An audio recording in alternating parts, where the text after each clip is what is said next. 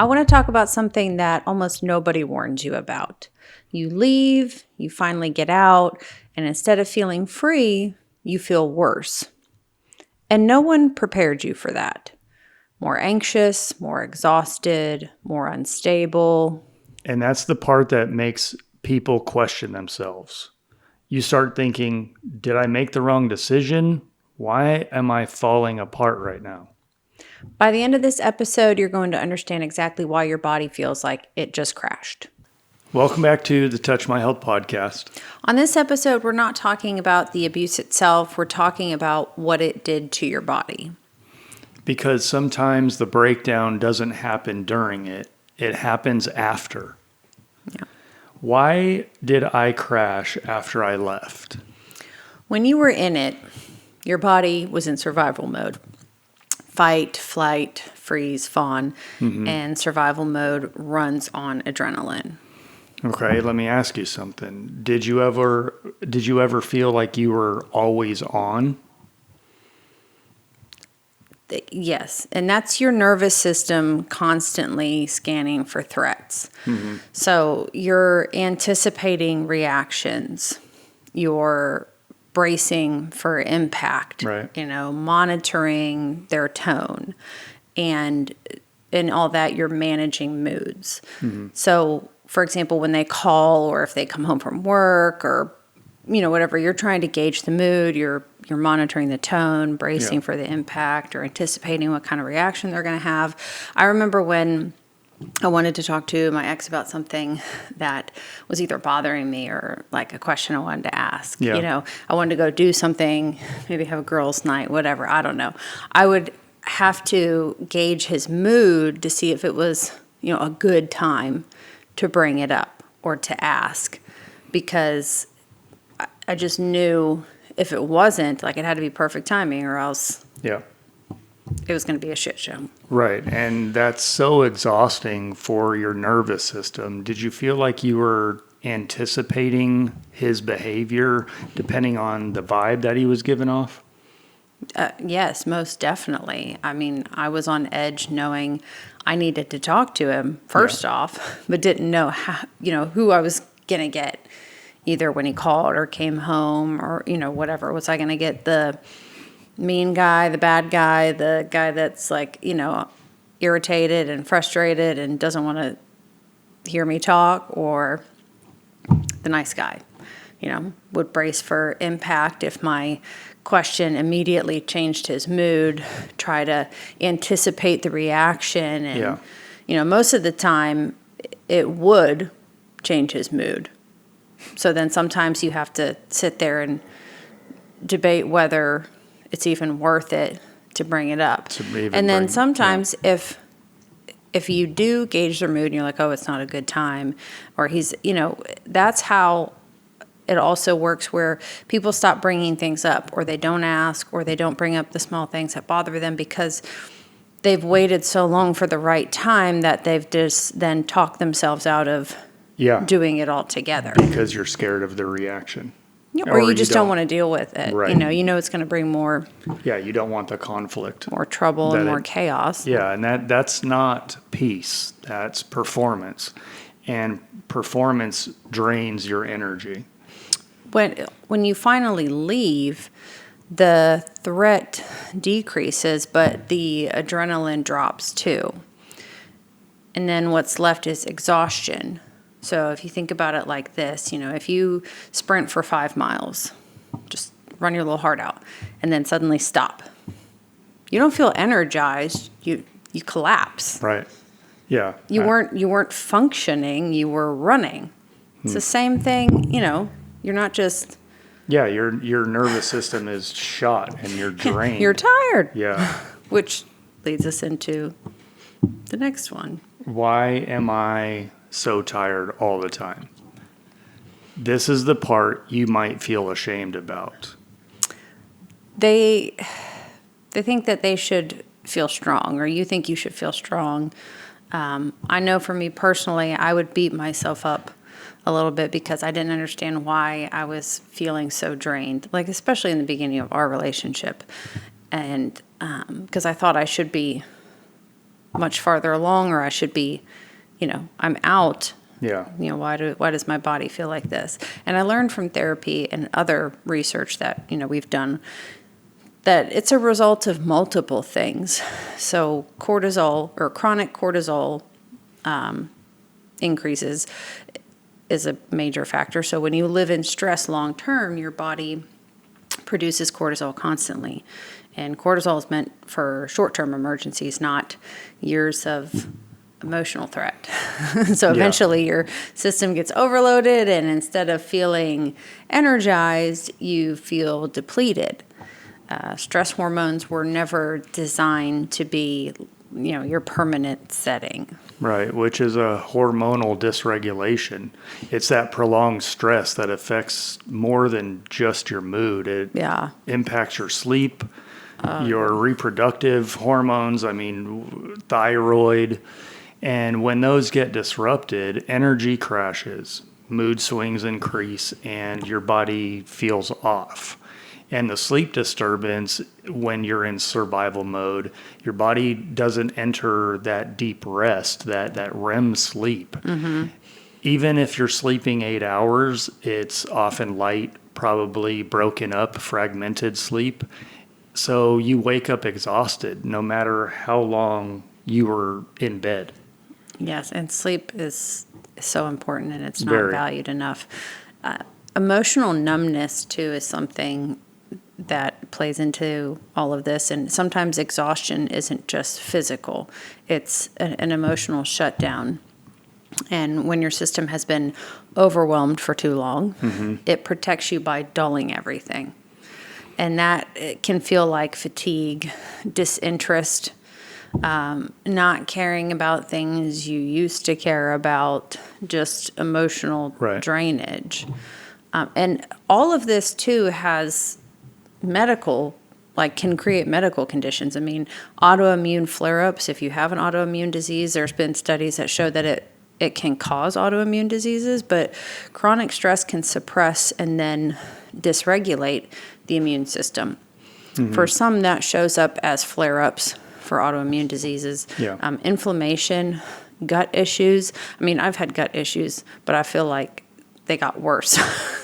And then migraines, or onset of autoimmune systems, the body keeps a score long after the argument ends. Right. With that chronic fatigue, when your nervous system has been bracing for years, it eventually runs out of fuel. Mm-hmm. Chronic fatigue after abuse isn't about motivation. It's about depletion. When your body has been bracing, like you said, for years, it doesn't just relax on command. It collapsed first, and that collapse can look like depression. It can look like bed rotting, not being able to function. If this is you and you've been laying in bed wondering what happened to you, I need you to hear this. Exhaustion after abuse is not laziness. It's prolonged survival catching up. Burnout isn't weakness. It's unprocessed survival. Why do I feel more anxious now than when I was in my relationship? This one confuses you the most. Yeah, because when you were in the relationship, you were handling things, you're managing things, and you're surviving. And now you're out, and somehow you feel more on edge. When you're in chronic stress, chaos becomes predictable. Yeah. You know the moods, you know the tone shifts, you know the patterns. There's a strange familiarity to it. It's a hard word for me. But when you leave, there's silence, there's space, you're left to your own thoughts, there's stillness. And that can feel unsafe to a nervous system that has been trained and wired for chaos. Your body doesn't immediately register safety. It registers change. And change, even positive change, can feel destabilizing. Mm-hmm. Your nervous system has been scanning for threats for months, sometimes years. It doesn't just power down because you made a decision. Let me ask you something. Are you startled more easily now? Do small stressors feel bigger than they should? Do you feel on edge even when nothing is happening? Do you catch yourself bracing and you don't even know why? That's not you being dramatic. That's hyper-vigilance.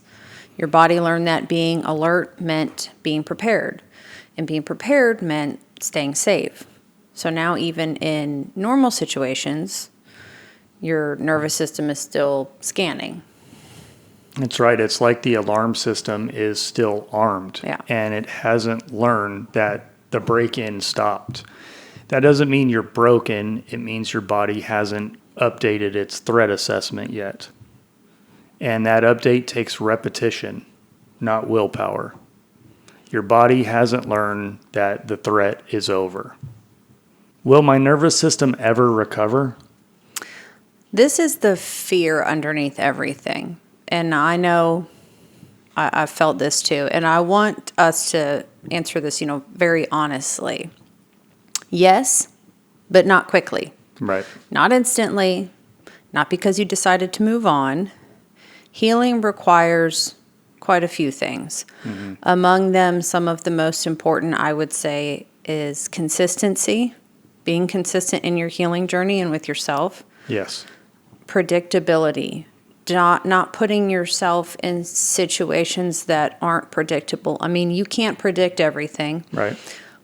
But if there's something in the back of your mind telling you that, like, for example, maybe if I go to this place, there's a possibility that they may be there, don't go there. They might show up, yep. Set boundaries. Boundaries are so important, and sticking to your boundaries, especially in the beginning, be a bitch about it. Like, those are my boundaries. Yeah, you have to be firm. Firm. You don't have to necessarily be mean about it, but you have to be firm. Right.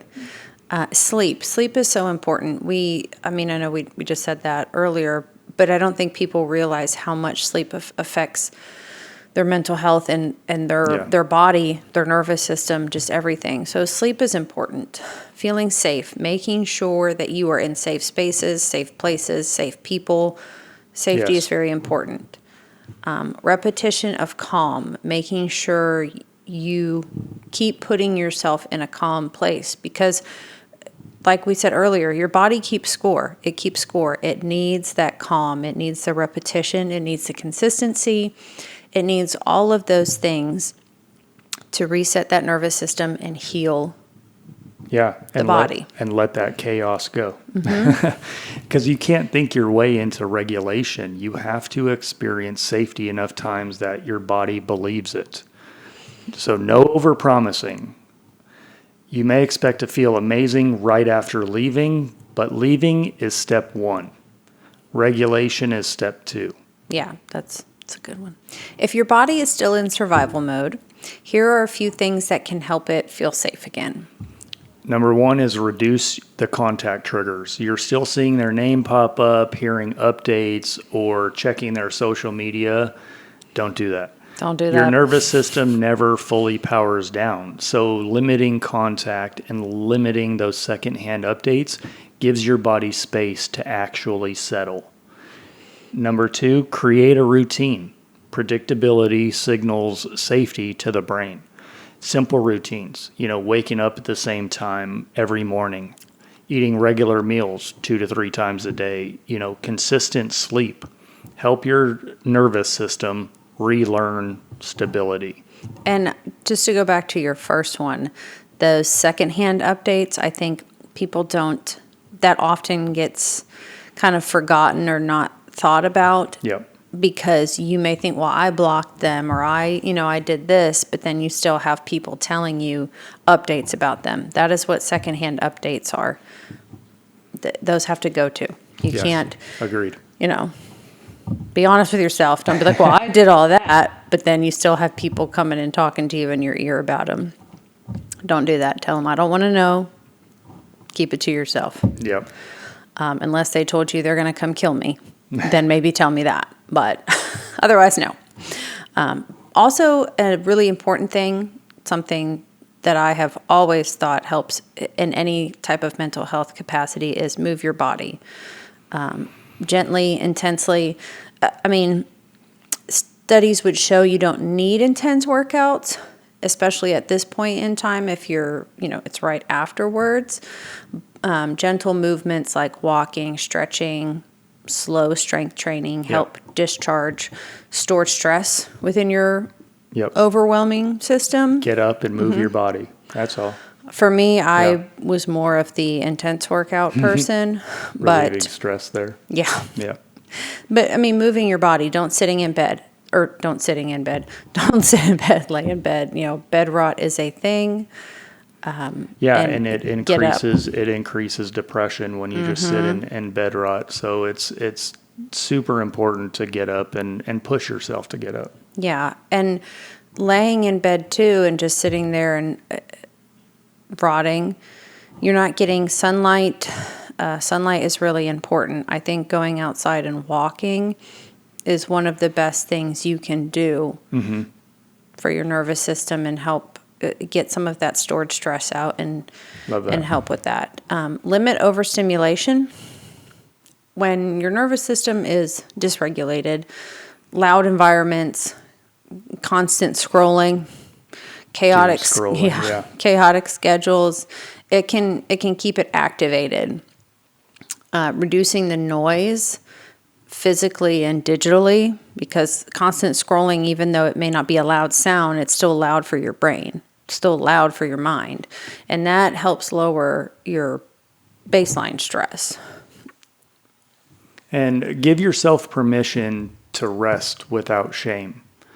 Rest isn't regression. If your body is exhausted, it's asking for recovery time, not discipline. Healing often starts with allowing rest instead of fighting it. Count that as a win. I heard Mel Robbins say this on her podcast. Count your wins. Because even giving your body a rest day is a win, because that's what your body is calling for. And stop telling yourself you should be further along. Absolutely. No healing has a timeline. Everybody's is different. Yeah, it's not, it's been a year, you should be okay. No, sometimes it takes depending on how long your body and your nervous system was in that environment, it could be a very long time. I mean, we read a lot of comments about people saying, they were married for, 30 years, or they were in these long-term relationships and they're still having trouble. And sometimes I feel like when it says the body keeps score, I don't know if that ever 100% goes away. No. I think you learn tools, you learn habits, you learn how to get to places that will help you pull you out of it, right? 100%, So you don't stay there. If you left and now you feel broken, you're not broken. You're decompressing.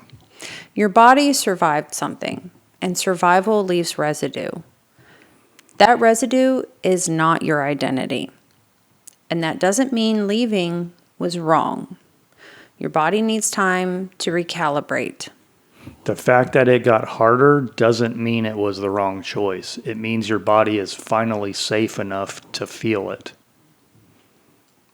If this episode gave you clarity or helped you understand what you've been feeling, subscribe and hit the notification button to stay connected with us. We're building conversations around the parts of healing most people don't explain. If you're struggling to identify what you experienced, leave a comment or reach out. You don't have to figure this out alone. And if you want more insight between episodes, we share shorter conversations on TikTok and Instagram, and those will be linked in our description below. And thank you so much. We'll see you on the next one. Okay, bye. Okay, bye.